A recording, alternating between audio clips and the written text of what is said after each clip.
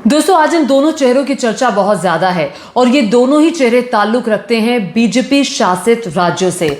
और मैं इस वीडियो की शुरुआत करूं उससे पहले मुझे अटल बिहारी वाजपेयी जी का वो कथन याद आ रहा है जब उन्होंने कहा था कि सरकारें आएंगी, सरकारें जाएंगी, पार्टियां बनेंगी, पार्टियां बिगड़ेंगी, लेकिन ये देश रहना चाहिए। और बीजेपी को अटल बिहारी वाजपेयी जी के इस कथन से आज सीख लेने की जरूरत है। नमस्कार, मैं हूं आपके साथ ज्योति तनेजा भसीन। सबसे पहले आप सभी से दरख्वास्त, मेरे चैनल को सब्सक्राइब कर लीजिए। और देखिए, इन चेहरों की मैं बात कर रही थी। पहला चेहरा जो आप देख रहे हैं ना, ये कुंवर विजय शाह का चेहरा है। मध्य प्रदेश सरकार में मंत्री। पिछले दिनों उन्होंने कहा था कर्नल सोफिया कुरैशी के बारे में कि वो आतंकियों की बहन है। कोर्ट की तरफ से सख्त टिप्पणी हुई, लेकिन अब तक इन पर कोई कार्रवाई नहीं हुई। पद इनका बना हुआ है, अभी तक बीजेपी सरकार ने इन पर कोई कार्रवाई नहीं की। वहीं दूसरी तरफ आप देख रहे हैं, ये हरियाणा की एक यूनिवर्सिटी है, अशोका यूनिवर्सिटी। उसी में ही पॉलिटिकल साइंस के प्रोफेसर हैं अली खान महमूदाबाद। इन्होंने सरकार और समाज के दोहरे मापदंड को लेकर बहुत ही सभ्य तरीके से टिप्पणी की, लेकिन इसके बावजूद भी उन्हें अरेस्ट कर लिया गया, गिरफ्तार कर लिया गया। ये वाकया आपको भी जानना चाहिए। इससे आपको साफ पता चलेगा कि किस तरह के कथन पे इस तरह की गिरफ्तारी भी हो जाती है और गिरफ्तारी क्यों हुई।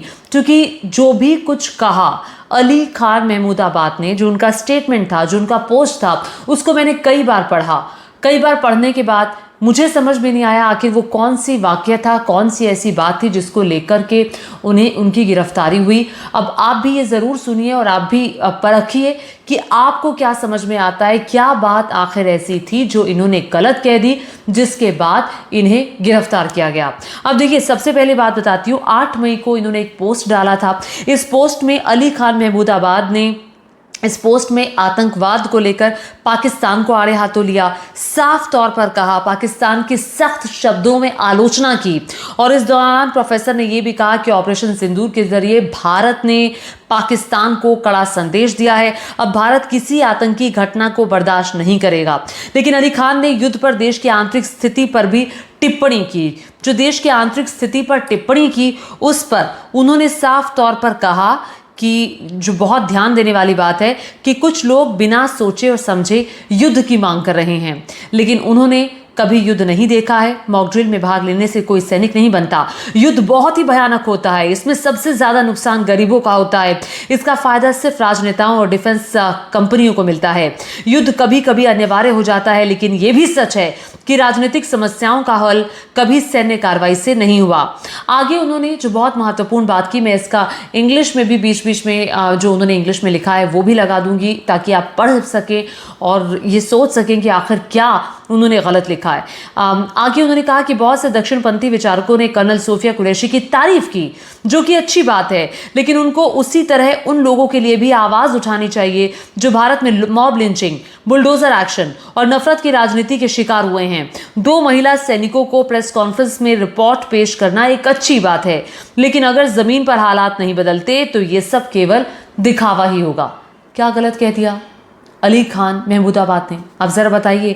अगर उन्होंने ये कहा कि देश के आंतरिक हालात पर, उन्होंने ये कहा कि ऐसे ही जो आवाज़ कर्नल सोफिया कुरैशी के लिए उठी है, वैसी आवाज़ जो देश के अंदर रहने वाले जो मुसलमान हैं, अगर मॉब लिंचिंग कहीं पर होती है या बुलडोज़र एक्शन की कोई कार्रवाई होती है, कोई नफरत की राजनीति करता है, अगर उनके खिलाफ कोई आवाज़ उठाए तो बात तो उन पर भी होनी चाहिए, उनके खिलाफ भी लोगों को आवाज़ उठानी चाहिए।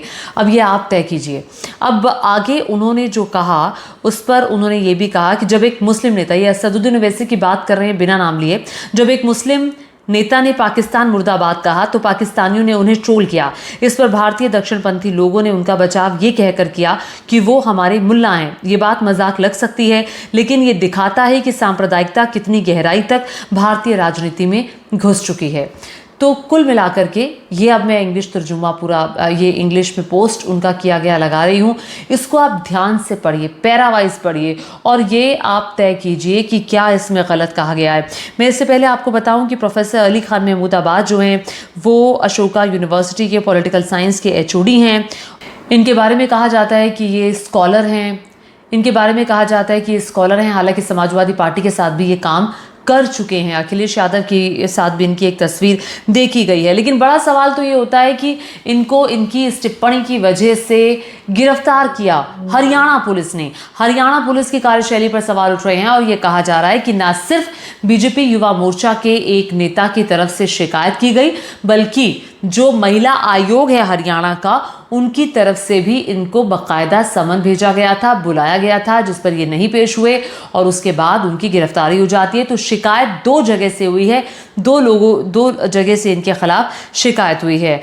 अब ये वो प्रेस रिलीज है जो Haryana state commission for women की तरफ से जारी किया गया वो समन है, जो 12 मई को समन ये जारी किया गया था। हालांकि जो प्रोफेसर हैं उन्होंने अपनी सफाई में कहा कि मैंने ऐसा कुछ नहीं कहा था और मेरी बातों को बहुत तोड़ मरोड़ कर लिया गया, मैंने ऐसा कुछ नहीं कहा था जिसकी वजह से मेरी गिरफ्तारी हो।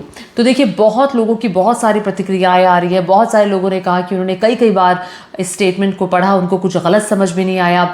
खुद पी चिदम्बरम ने भी इसको लेकर ट्वीट किया और पी चिदम्बरम ने कहा कि मैंने पढ़ा और मुझे नहीं पता कि इसमें क्या गलत लगा सरकार को या पुलिस को। हालांकि इंडियन एक्सप्रेस की तरफ से भी इस पर एक एडिटोरियल छापा गया है। इस एडिटोरियल को भी आपको देखना चाहिए। ये बहुत पावरफुल एडिटोरियल है जिसमें कहा गया है कि देश की एकता भाईचारे की कोशिश के खिलाफ जिसे बताया गया, अभिव्यक्ति की स्वतंत्रता पर इसे हमला बताया गया, गिरफ्तारी पर निंदा की गई है इस पूरे एडिटोरियल के जरिए और हरियाणा पुलिस की आलोचना भी की गई है। हरियाणा पुलिस की आलोचना भी की गई है और न सिर्फ पी चिदम्बरम कांग्रेस नेता बल्कि असदुद्दीन ओवैसी ने भी गिरफ्तारी का विरोध किया है और कहा है कि ये सरासर गलत है, उनको जल्द छोड़ देना चाहिए। देखिए, बड़ा सवाल तो खड़ा होता है। बड़ा सवाल इसलिए खड़ा होता है कि सिर्फ और सिर्फ पोस्ट की थी, पोस्ट करके उन्होंने पाकिस्तान को कड़ी फटकार लगाई, पाकिस्तान के खिलाफ बोला, भारतीय सेना की तारीफ की, भारतीय सेना ने पाकिस्तानी सेना को मुंहतोड़ जवाब दिया। कर्नल कुरैशी पर उन्होंने कहा कि ये अच्छा है कि कर्नल कुरैशी को भेजा गया इतनी बड़ी प्रेस ब्रीफिंग के लिए, बताने के लिए। साथ ही साथ उन्होंने कहा कि ये सिर्फ यहीं तक सीमित नहीं रहना चाहिए, अगर देश के अंदर भी कोई नफरत की राजनीति करता है तो उसको भी करारा जवाब दिया जाना चाहिए। अगर ये कहा प्रोफेसर ने तो क्या गलत कह दिया? अगर नफरत की राजनीति कोई करता है तो जाहिर तौर पर उसके खिलाफ जवाब होना चाहिए।